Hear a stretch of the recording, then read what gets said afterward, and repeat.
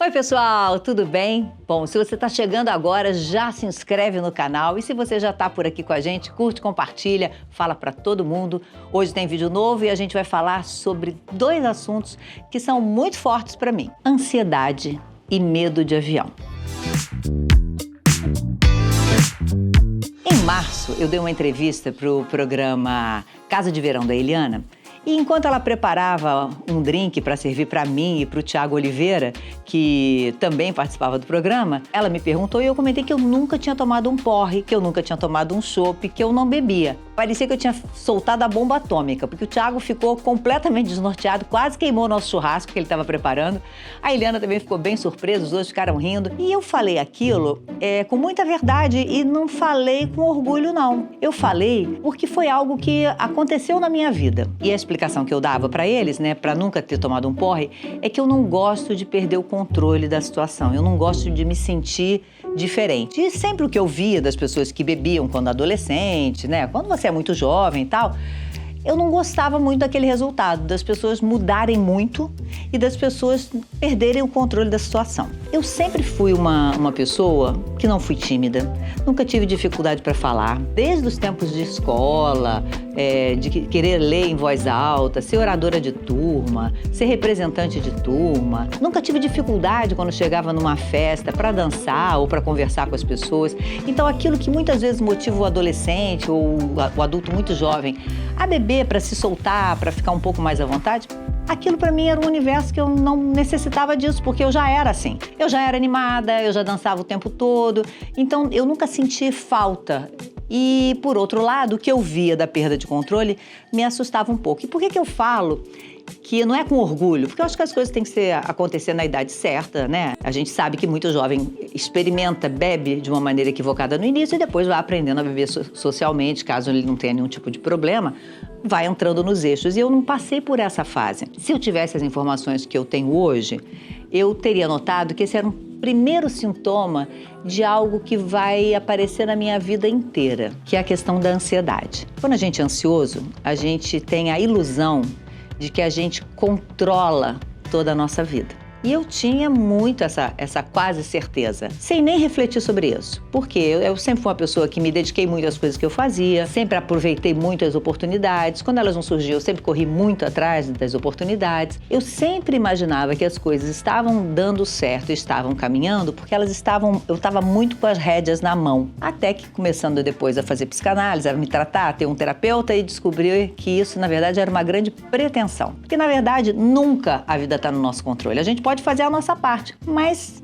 ela não está nas nossas mãos. Existe o imponderável, o imprevisível, e eu só passei a pensar nisso num momento, quando eu passei a ter fobia de avião. E como é que isso aconteceu? Bom, a primeira vez que eu viajei de avião, eu já tinha 19 anos, e eu fui fazer uma viagem para Nova York para fazer aula de dança com as diretoras da academia em que eu estudava. Minha irmã também foi, uma outra amiga, duas outras amigas. Não tive nenhum problema com o avião. Adorei. Em nenhum momento pensei que eu poderia não voltar daquela viagem. Todos os dramas que hoje eu vivo. Nada disso. Adorei, foi ótimo. Continuei viajando. Fui ter uma profissão que me levava a viajar muitas vezes. Aos pouquinhos, quando as coisas começaram a evoluir muito positivamente na minha vida profissional, eu comecei a ficar meio desconfiada daquele bichão que voa. Comecei a ficar, será, hein? Comecei a desenvolver um certo medo, mas que não me paralisava. Passava, eu entrava e voava. Depois que eu tive filho, quando os meninos iam fazer 2 anos, eu fiz uma viagem. Eu era casada nessa época com o William. Nós fizemos uma viagem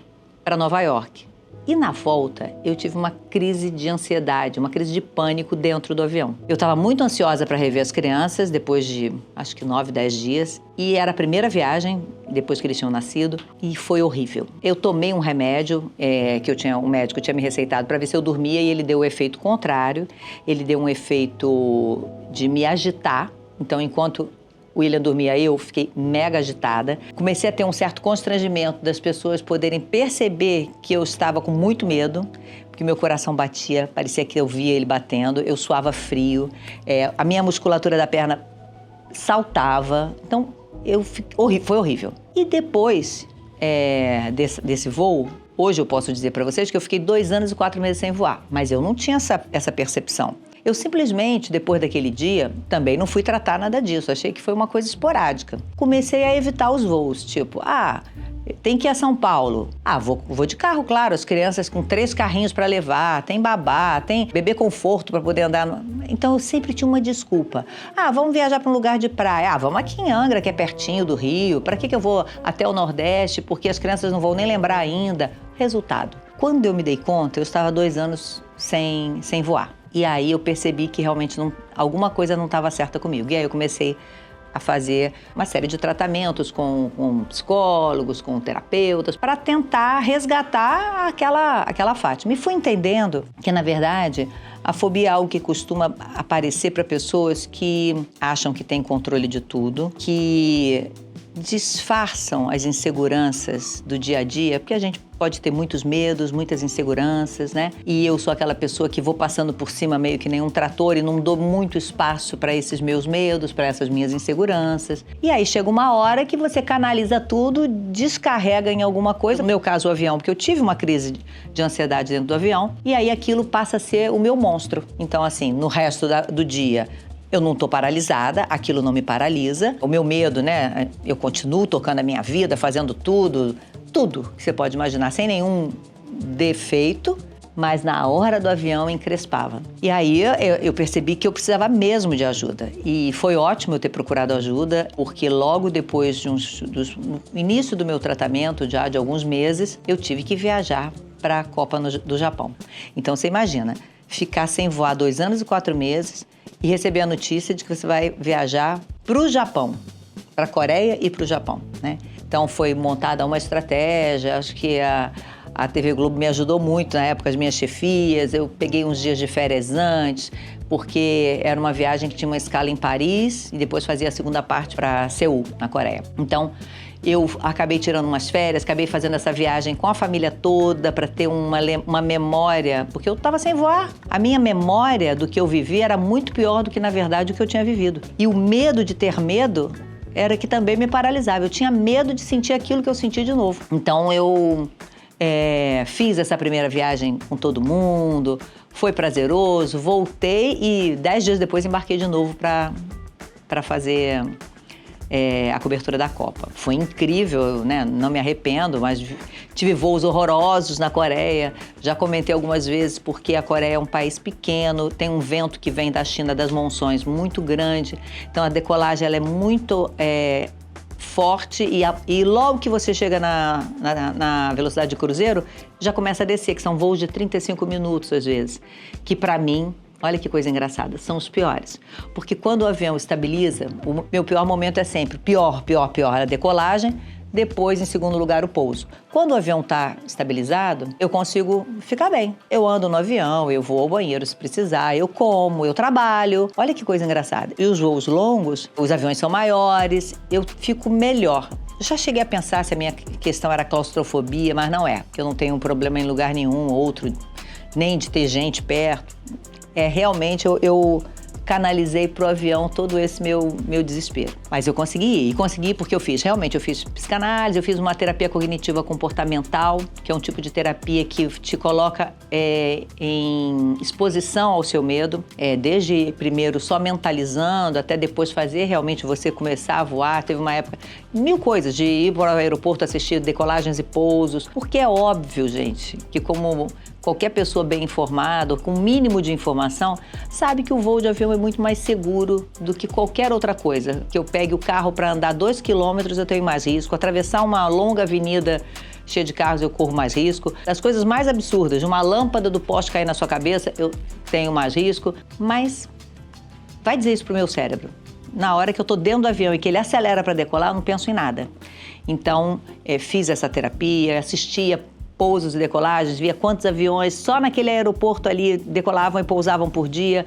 Então fui me expondo ao que eu considerava o risco, né? O risco para mim, até voltar a voar. Fiz terapia depois de exposição com realidade virtual, que eu usava um óculos e eu vivia toda a sensação numa cadeira de avião realmente, para perceber como é que era a chegada no avião. Minha pulsação já acelera ali, entendeu? Tô fazendo check-in, já tô já muda, mesmo numa exposição virtual, para você ver como é uma coisa que não tem relação com a lógica, porque é uma coisa que eu, que trabalho com informação, que prezo tanto pela informação correta, que tenho todos os dados na mão, mesmo agora que a gente viu um monte de acidentes nesse início de 2025, com aviões pequenos, com aviões maiores, mesmo assim, a porcentagem é muito menor de risco no avião do que em qualquer outro veículo, né? Dizem que até no elevador. Mas eu não consigo usar toda essa minha racionalidade naquela hora, não tem nada de racional. Com esses tratamentos que eu fui fazendo, e foram muitos, e eu continuo falando disso,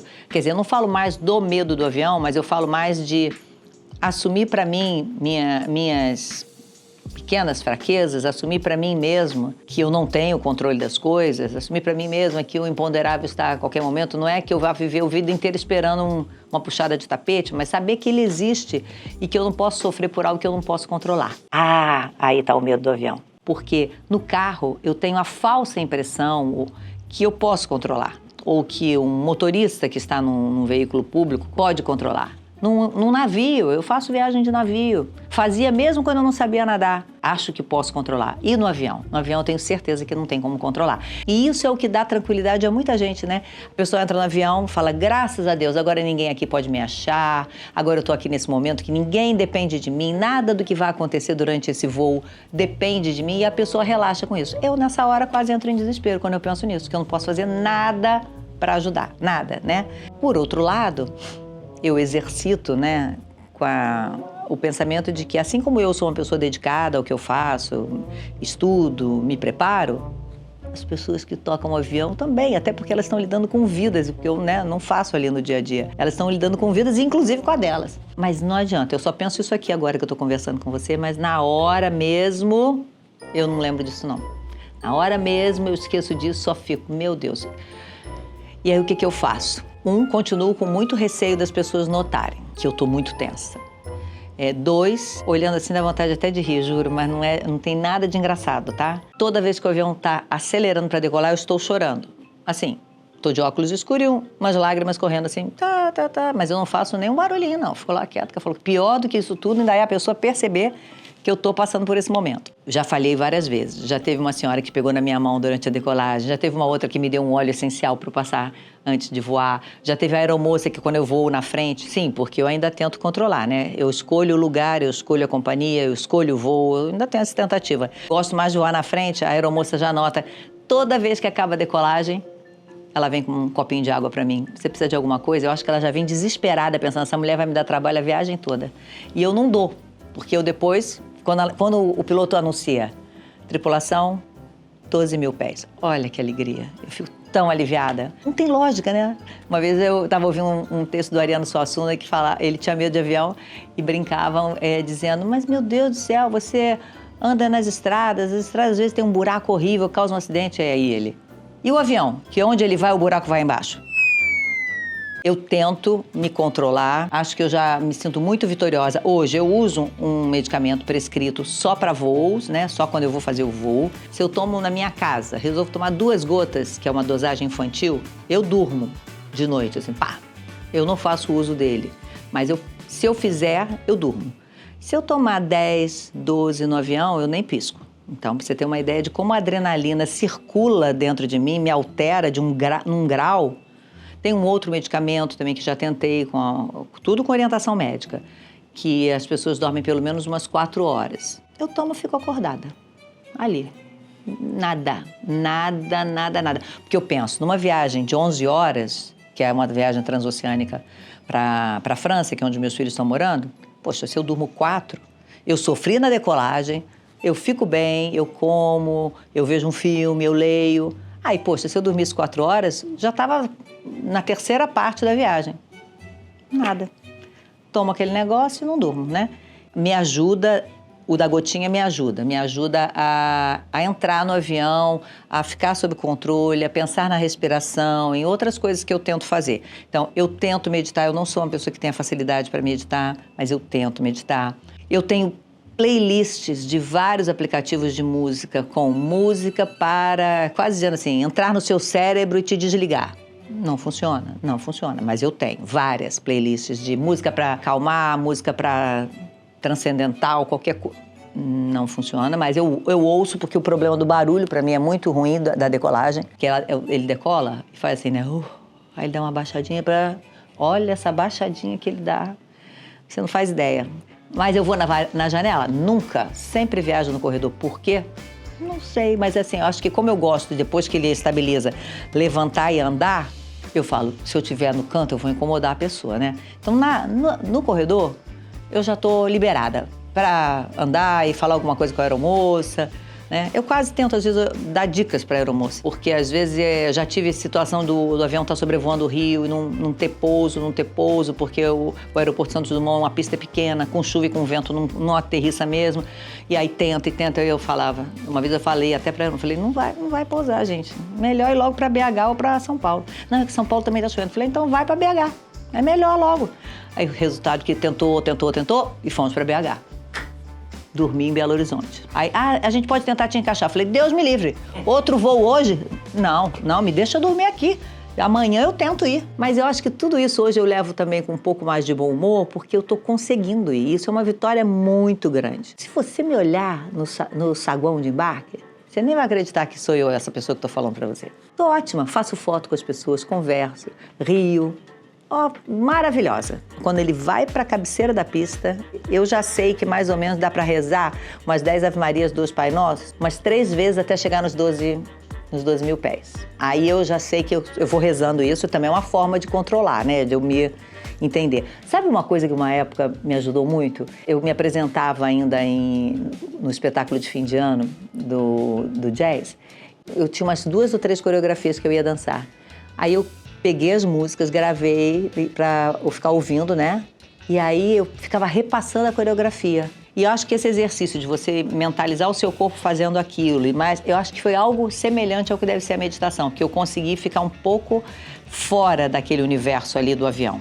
Porque eu tomei uma decisão, eu não ia mais ficar sem voar. Toda vez que eu voo com um pouco mais de frequência, eu começo a ver que a minha memória de quão ruim é o voo, ela é muito pior do que a realidade que eu enfrento naquele momento. Eu fico pensando, eu adoro viajar, a minha vida mudou, então assim, o meu trabalho me leva a viajar muito. Eu tenho 2 filhos morando em outro continente, então eu tenho que viajar. Eu tenho um namorado que mora em 3 cidades, Brasília, Recife e Rio, e não pode só ele viajar, eu também tenho que ir ao encontro dele. Então eu falei, eu não quero viver assim. Eu já recusei vários trabalhos. Por exemplo, se a cidade só vai para avião pequeno, não aceito. Se só tem voo com escala, não aceito. Então, assim, eu já tive muitos problemas. Hoje em dia, eu já consigo administrar tudo isso. Vou avião pequeno, não.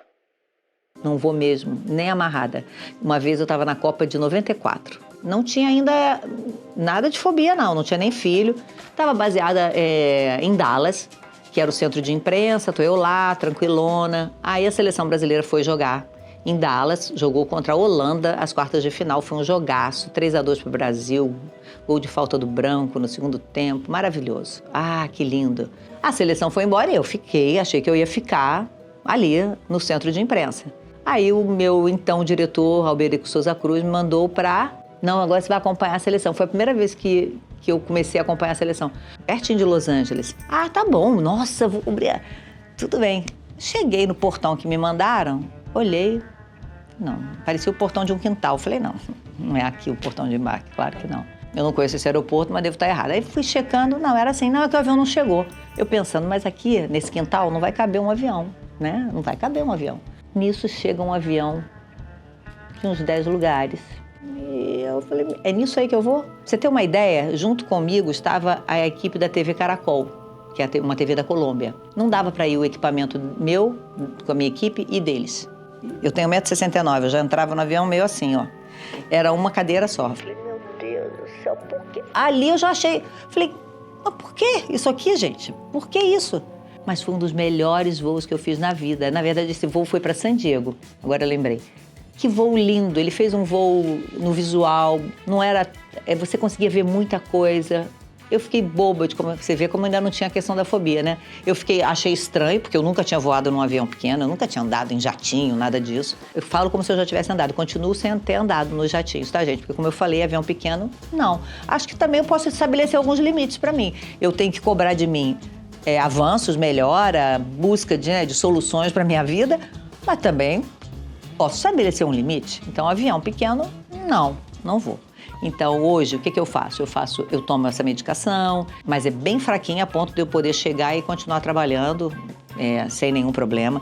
Eu continuo escolhendo meu lugar no voo, continuo escolhendo voos direto é sempre a minha opção primeira, raríssimo eu pegar um voo com escala. Eu continuo ouvindo música e eu me dou por satisfeita, porque eu consigo trabalhar, consigo tocar minha vida ali, aproveitar aquele tempo, consigo pensar nisso e dizer, nossa, olha só, eu vou ter aqui, sei lá, para Recife são 2h30, 2h40. Eu vou ter esse tempo para fazer alguma coisa que eu quero, sem ter nenhuma outra distração, né? Porque hoje em dia é tão difícil a gente fazer só uma coisa, né? Isso também baixa a ansiedade, eu vou fazer uma coisa só, ou eu vou ler, ou eu vou ver alguma coisa naqueles mecanismos ali de TV, de tudo mais que tem ali. Eu queria melhorar mais? Queria. Eu continuo tratando dessas questões na minha terapia? Continuo. Eu me considero uma pessoa já bem feliz. Eu só não consigo fazer vários voos na mesma semana. Para mim, assim, é complicado. É porque pelo desgaste, entendeu? Nunca me considerei uma pessoa invejosa, mas eu invejo uma coisa. Sabe quando você senta no avião, aí você olha pro lado assim, tá demorando a decolar, tem gente que já tá dormindo? É um misto de raiva com inveja que eu sinto ali naquela hora, que não é um sentimento legal. Eu preciso trabalhar mais isso. E a pessoa dorme, ela senta. Túlio é um que senta, se eu não ficar cutucando, ele vai dormir antes de decolar. E eu vou ficar ali naquela agonia. Embora eu não goste de falar nada na hora da decolagem, não. Se sentar uma pessoa que eu não conheço, ela falar muito comigo na hora da decolagem, porque, sabe, eu tenho que ajudar o piloto, né? Eu tenho que me concentrar ali, jogar todas as minhas energias, fazer as minhas orações, ouvir a minha música. Eu tenho ali um ritual que me ajuda. Então, eu não sou muito de falar, não, na decolagem, não. Então, se você voar do meu lado, não é nada pessoal, é só que na decolagem eu não gosto de conversar. Depois que decolou, quando você ouviu o piloto dizendo tripulação, 12.000 pés, pode falar comigo. Apagou aquela luzinha, sabe aquela luzinha do cinto de segurança? A minha alegria não tem tamanho quando eu vejo que apagou aquela luzinha. Sinal de que não vem turbulência pela frente, eu não tiro meu cinto, você também não deve tirar o seu, mas não vem, né? Então, agora que com essas questões climáticas, com todo esse caos que a gente está vivendo, já li muita coisa de que a tendência é que os voos tenham cada vez mais turbulências, né? Então, assim, é algo que já, tá lá no subconsciente me preocupando. Sempre olho a previsão do tempo, o que vai adiantar? Nada, mas eu olho, né? Como se eu fosse decidir se o avião vai decolar ou não, dependendo do tempo, e não os pilotos e as cartas meteorológicas e tudo a que eles têm acesso, e não o aplicativo que eu olho de tempo, né? Se você está passando por algo semelhante, seja em relação ao avião, seja em relação a qualquer outra coisa, primeira coisa, procura ajuda.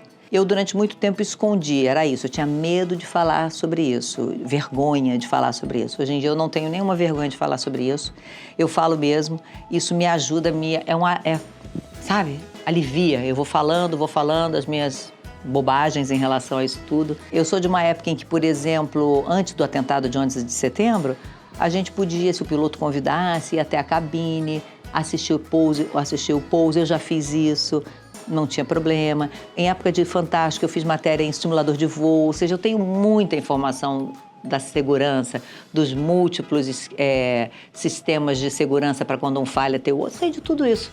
Só que na hora a minha racionalidade toda desaparece e eu fico suscetível a esses fantasmas que habitam a minha cabeça. Eu vou ser uma pessoa que vou gostar de viajar de avião, assim, que delícia, o voo vai demorar 11 horas? Não, nunca. Mas também não vou me deixar paralisar. E às vezes a gente não acredita que vai ser possível se livrar dessas questões, né? Seja ela qual for. Então, a minha dica, se possível, é que você não deixe de procurar ajuda e não deixe de tentar encontrar a verdadeira causa daquele seu medo. É isso, foi quase uma sessão de análise aqui agora. Falei, mas toda vez que eu toco nesse assunto, e eu já falei disso algumas boas vezes, eu sempre percebo que eu consigo tocar mais alguma pessoa. Então, mais alguém vai falar, então eu também tenho isso. Então é possível conviver de uma forma menos sofrida com isso. Tá bom? Então, se você curtiu, não esquece de ativar aí o seu sininho das notificações, de curtir, de compartilhar. Toda semana a gente está aqui para uma conversa, para um vídeo novo, para uma brincadeira, para algo sério. Então, te espero na semana que vem. Beijo, até lá!